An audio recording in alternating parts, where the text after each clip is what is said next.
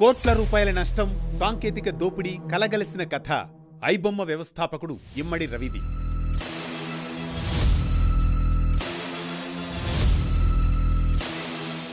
కేవలం ఒక్క piracy site నిర్వాహకుడిగా మొదలై టాలీవుడ్కు ఒక నిద్రలేని రాత్రిగా మారిన రవిని ఎట్టకేలకు పోలీసులు అరెస్టు చేశారు. డిజిటల్ యుగంలో పైరసీ అనేది కొత్త సమస్య కాదు. ఒకప్పుడు థియేటర్లో వీడియో కెమెరాలతో రికార్డ్ చేసి సీడీల రూపంలో పైరసీ జరిగేది. కానీ ఇప్పుడు పైరసీ మరింత అధునాతన రూపం సంతరించుకుంది. రిలీజ్ అయిన రోజే హెచ్డి క్వాలిటీతో కొత్త సినిమాలను ఉచితంగా అందించే ప్రత్యేకత ఐబొమ్మది. విశాఖపట్నానికి చెందిన ఇమ్మడి రవి హైదరాబాద్లో ఇంజనీరింగ్ చదివాడు. ముంబైలో ఎంబీఏ పూర్తి చేశాడు. కొంతకాలం సాఫ్ట్వేర్ ఉద్యోగిగా పనిచేశాడు.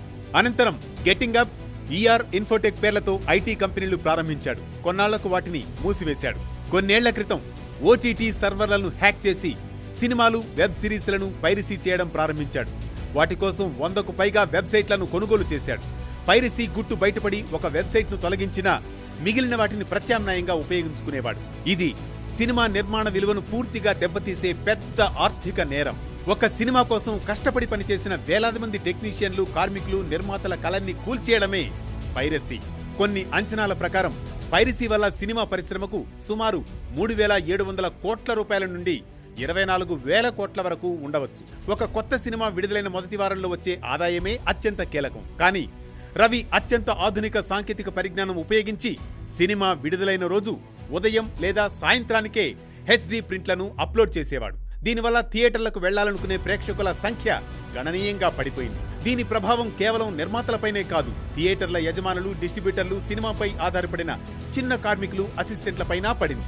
ప్రముఖులు సైతం ఈ పైరసీపై అలుపెరగని పోరాటం చేశారు. కానీ ఐబొమ్మను అడ్డుకోవడం వారికి అసాధ్యంగా మారింది. పోలీసులు వెంటపడుతున్నారని తెలిసి రవి తన భారత పౌరసత్వాన్ని వదులుకొని కరేబియన్ దీవుల్లోని సెయింట్ కిట్స్ అండ్ నెవిస్ దేశ పౌరసత్వాన్ని తీసుకున్నాడు.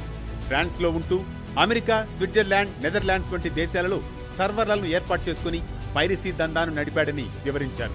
దాంతో భారతీయ చట్టాల నుంచి చాలా కాలం తప్పించుకోగలిగాడు. ఐబొమ్మ నిర్వాహకులు గతంలో పోలీసులకు సవాల్ విసిరారు. దమ్ముంటే తమను పట్టుకోవాలని వెబ్సైట్లో పోస్టు పెట్టారు.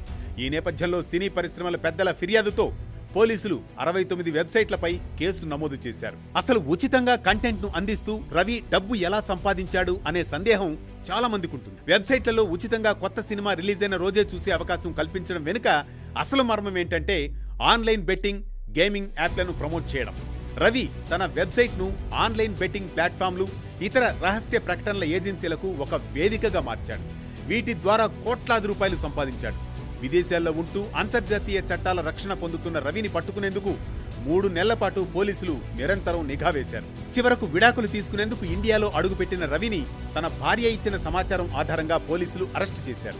అతడి నుంచి కీలకమైన హార్డ్వేర్, సర్వర్ డేటా, అనేక సినిమాల హెచ్డి ప్రింట్లు, బెట్టింగ్ యాప్ సంస్థలతో చేసిన ఆర్థిక లావాదేవీలకు సంబంధించిన ఆధారాలను స్వాధీనం చేసుకున్నారు. ఐబొమ్మ సైట్ ను ఉపయోగించిన లక్షలాది మంది వినియోగదారుల డేటా రవి వద్ద ఉందా అంటే అది ఎంత సురక్షితం? ఇది చాలా కీలకమైన ప్రశ్న. అయితే ఈ రోజు రవి అరెస్టుపై Hyderabad CP VC Sajjanar media సమావేశం ఏర్పాటు చేసి రవి అక్రమ సంపాదన, నేర చరిత్ర గురించి విస్తుపోయే విషయాలను బయటపెట్టారు. ఇమ్మడి రవి కేవలం పైరసీ ద్వారా ఇప్పటి వరకు 20 కోట్ల రూపాయలకు పైగా అక్రమంగా సంపాదించాడని వెల్లడించారు. అందులో 3 కోట్ల రూపాయలను ఇప్పటికే పోలీసులు సీజ్ చేశారు.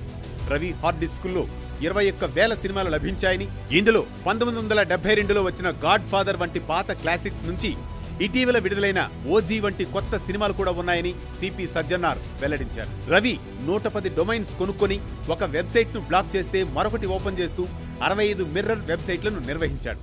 ఇప్పుడు పోలీసులు వాటన్నింటినీ బ్లాక్ చేశారు. రవిపై ఐటీ యాక్ట్, కాపీరైట్ యాక్ట్ కింద మరో 4 కేసులు నమోదయ్యాయి. ఈ రాకెట్లో ఉన్న మిగతా నిందితుల్ని పట్టుకునేందుకు జాతీయ సంస్థల సహాయం తీసుకుంటామని, త్వరలో వారందరినీ బయటకు తీసుకొస్తామని సిపి సజ్జనార్ తెలిపారు.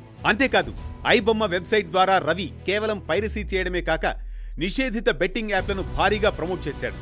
దీనివల్ల చాలా మంది ఆర్థికంగా నష్టపోయి ఆత్మహత్యలకు పాల్పడడం లేదా డిజిటల్ అరెస్టు అవ్వడం జరిగిందని సిపి సజ్జనార్ వివరించారు. మరో ప్రమాదకరమైన విషయం ఏంటంటే రవి దగ్గర 50 లక్షల మంది సబ్స్క్రైబర్ల వ్యక్తిగత డేటా ఉంది. ఈ సున్నితమైన సమాచారాన్ని సైబర్ నేరగాళ్లు దుర్వినియోగం చేసే ప్రమాదం ఉందని సిపి సజ్జనార్ హెచ్చరించారు. మరోవైపు సోషల్ మీడియాలో ఐబొమ్మ రవి పట్ల సానుభూతి కూడా పెరుగుతోంది. చాలా మంది నెటిజన్లు రవిని సపోర్ట్ చేస్తున్నారు. థియేటర్లో అధిక టికెట్ ధరలు, ఓటీటీ సబ్స్క్రిప్షన్ల భారం, పేద మధ్యతరగతి ప్రజలకు వినోదం అందుబాటులో లేకపోవడం వంటి అంశాలు రవికి మద్దతుగా నిలిచాయి.